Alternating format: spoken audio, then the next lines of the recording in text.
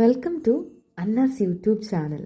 നമ്മൾ ഇന്നിവിടെ തയ്യാറാക്കിയെടുക്കാൻ പോകുന്നത് നല്ല അടിപൊളി ഒരു പോർക്ക് ഫ്രൈയുടെ റെസിപ്പിയാണ്. ഒരു കാഞ്ഞിരപ്പള്ളി അച്ചായൻ സ്റ്റൈലിൽ നമുക്ക് നല്ല അടിപൊളി നല്ല ടേസ്റ്റി ആയിട്ടുള്ള പോർക്ക് ഫ്രൈ തയ്യാറാക്കി നോക്കാം. മമ്മിയുടെ എനിക്ക് ഏറ്റവും ഇഷ്ടപ്പെട്ട ഒരു റെസിപ്പിയാണ് ഈ പോർക്ക് ഫ്രൈ. അപ്പോൾ നമുക്കത് തയ്യാറാക്കുന്നതിന് വേണ്ടി മസാലകളെല്ലാം നമുക്കൊന്ന് ചൂടാക്കിയെടുക്കണം. അതിന് വേണ്ടി നമ്മൾ 1.5 സ്പൂൺ മുളക് പൊടി ഇട്ടു, 1 സ്പൂൺ മല്ലിപ്പൊടി ഇട്ടു, ഒരു 1/2 സ്പൂൺ മഞ്ഞൾപ്പൊടി ഇട്ടു. ഇത്രയും നമ്മൾ ഫസ്റ്റ് ഒന്ന് ചൂടാക്കി എടുക്കണം. ഒരു പച്ചമണം മാറുന്നത് വരെയാണ് ഇത് നമ്മളൊന്ന് ചൂടാക്കി എടുക്കേണ്ടത്. ഇവിടെ നമ്മൾ 1.5 കിലോ പോർക്കാണ് നല്ല കഴുകി വൃത്തിയാക്കി വെച്ചിട്ടുണ്ട്. ഈ പച്ചമണം മാറി ചൂടാക്കി വെച്ചിരുന്ന മസാലപ്പൊടി നമ്മൾ ഇനി ഇതിലേക്ക് ചേർക്കുകയാണ്. 1.5 സ്പൂൺ മുളക് പൊടി, 1 സ്പൂൺ മല്ലിപ്പൊടി, ഒരു 1/2 സ്പൂൺ മഞ്ഞൾപ്പൊടി. അപ്പോൾ ഇത്രയും നമ്മളിട്ട് ചൂടാക്കി വെച്ചിരുന്ന മസാലപ്പൊടിയൊക്കെ ഇട്ട് കൊടുത്ത് ഈ പന്നിയിലേക്ക്. അതിനുശേഷം നമ്മൾ കുറച്ച് കറിവേപ്പിലയും കൂടെ നമ്മൾ അതിലേക്ക് ഇടുകയാണ്. പിന്നെ നമ്മൾ പന്നിക്ക് ആവശ്യത്തിനുള്ള ഉപ്പ്, നമ്മളിപ്പോൾ ഒരു 1/2 സ്പൂൺ ഉപ്പാണ് എടുത്തിരിക്കുന്നത്. അപ്പോൾ നമ്മൾ ഇത്ര ഉപ്പും കൂടി ഇട്ട് നന്നായിട്ട് ഈ പന്നിയിറച്ചിയിലേക്ക് നമ്മളിത് മിക്സ് ചെയ്ത് കൊടുക്കണം. അപ്പോൾ നമ്മൾ പന്നിയിറച്ചി കഴുകി വെള്ളം വാലയ്ക്ക് വെച്ച് വെള്ളം ഒട്ടും ഇല്ലാതെടുത്ത പന്നിയിറച്ചിയാണിത്. അപ്പോൾ നമ്മൾ ഈ മസാലയൊക്കെ നന്നായിട്ട് ഇത് തേച്ച് പിടിപ്പിച്ച് വെച്ചിട്ടുണ്ട്. ഇനി നമ്മൾ 2 മണിക്കൂറെങ്കിലും ഇത് റെസ്റ്റ് ചെയ്യാൻ വെക്കണം. അപ്പോൾ 2 മണിക്കൂർ കഴിഞ്ഞതിന് ശേഷം നമ്മളൊരു കുക്കറിനകത്തോട്ട് ഈ മസാലയൊക്കെ പിടിച്ച് നല്ല സെറ്റായിട്ടിരിക്കുന്ന പന്നിയിറച്ചി വേവിച്ചെടുക്കാൻ പോവുകയാണ്. ഒരു 2-3 വിസിലാകുമ്പോൾ തന്നെ നമ്മുടെ പന്നിയിറച്ചി നല്ലതായിട്ട് വെന്ത് കിട്ടും നമുക്ക്. അപ്പോൾ നമുക്കിത് അടച്ചു വെച്ച് കൊടുക്കാം. അതിനുശേഷം നമ്മൾ ഒരു 100 ഗ്രാം ചെറിയ ഉള്ളി ചെറുതായിട്ട് കട്ട് ചെയ്തെടുത്തിട്ടുണ്ട്.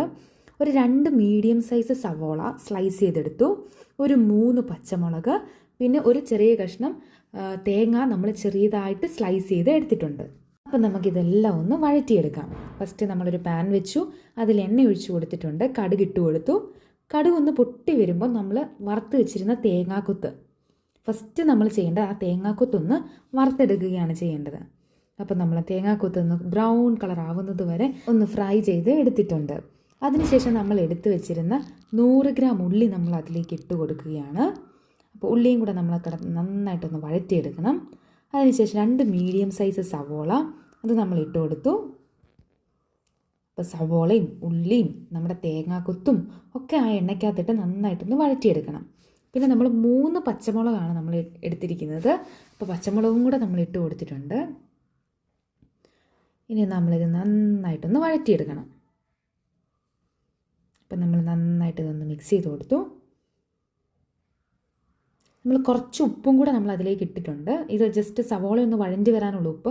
പന്നിയിറച്ചി നമ്മൾ ഉപ്പിട്ടാണ് വേവിച്ചിരിക്കുന്നത്. അതിനുശേഷം നമ്മൾ ഇതിലേക്ക് ജസ്റ്റ് ഒന്ന് വഴണ്ടി കഴിയുമ്പം ഒരു 1.5 സ്പൂൺ ഇഞ്ചിയുടെ പേസ്റ്റ് ഇട്ടു, ഒരു 1.5 സ്പൂൺ തന്നെ വെളുത്തുള്ളി പേസ്റ്റും കൂടെ നമ്മൾ ആഡ് ചെയ്തിട്ടുണ്ട്. ഇനി ഇഞ്ചി വെളുത്തുള്ളി കറിവേപ്പിലയും നമ്മൾ ഇട്ട് കൊടുത്തിട്ടുണ്ട്. അപ്പോൾ നമ്മുടെ ഇഞ്ചി വെളുത്തുള്ളി പേസ്റ്റും നമ്മുടെ കറിവേപ്പിലയും ഈ ചെറിയ ഉള്ളിയും സവോളയും ഒക്കെ നന്നായിട്ട് വഴണ്ടി വരണം. അപ്പോൾ ഏകദേശം കണ്ട നല്ലതായിട്ട് വഴണ്ടിട്ടുണ്ട്. ആ ഒരു പരുവമായി കഴിയുമ്പം നമ്മൾ വേവിച്ച് വെച്ചിരിക്കുന്ന പന്നിയിറച്ചി നല്ല സെറ്റായിട്ട് വെന്തിരിപ്പുണ്ട്. നമ്മുടെ മസാലയൊക്കെ പിടിച്ച് നല്ലൊരു കറക്റ്റ് ഫോമിൽ വെന്തിരിക്കുന്ന പന്നിയിറച്ചി നമ്മൾ ഇതിലേക്ക് ഇട്ട് കൊടുക്കുകയാണ്. കണ്ട നമ്മുടെ പന്നിയിറച്ചി നമ്മൾ കുറച്ച് അതിലേക്ക് ഇട്ട് കൊടുത്ത് ഈ മസാലയുടെ കൂടെ ഒന്ന് നന്നായിട്ട് മിക്സ് ചെയ്ത് കൊടുക്കണം. അപ്പോൾ ഇതെല്ലാം നമ്മൾ നന്നായിട്ടൊന്ന് മിക്സ് ചെയ്ത് കൊടുത്തിട്ടുണ്ട്. നമ്മുടെ പന്നി തന്നെ ഓൾറെഡി നല്ല ഉപ്പൊക്കെ പിടിച്ചിട്ടുണ്ട്, നമ്മൾ ഉപ്പിട്ടാണ് വേവിച്ചത്. അപ്പോൾ ഇത് ഏകദേശം നല്ല ഫൈനൽ സ്റ്റേജിലേക്ക് എത്തിയിട്ടുണ്ട്. അതിനുശേഷം നമ്മൾ 1 സ്പൂൺ കുരുമുളക് പൊടിയും കൂടെ നമ്മൾ ആഡ് ചെയ്യുന്നുണ്ട്. എരിവിന് ആവശ്യത്തിനുള്ള കുരുമുളക് പൊടി നമുക്ക് ആഡ് ചെയ്യാവുന്നതാണ്. ഇനി നന്നായിട്ട് ഇതൊന്ന് മിക്സ് ചെയ്ത് കൊടുക്കണം.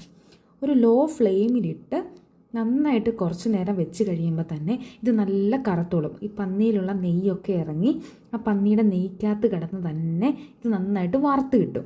നമ്മൾ ലോ ഫ്ലെയിമിലിട്ട് നന്നായിട്ട് ഇത് ഇളക്കി കൊടുത്ത് നല്ല സെറ്റാക്കി നമുക്ക് എടുക്കാവുന്നതാണ്. അപ്പോൾ നന്നായിട്ട് ഈ പോർക്ക് നല്ല സൂപ്പറായിട്ട് വറുത്ത് നമുക്ക് കിട്ടിയിട്ടുണ്ട്.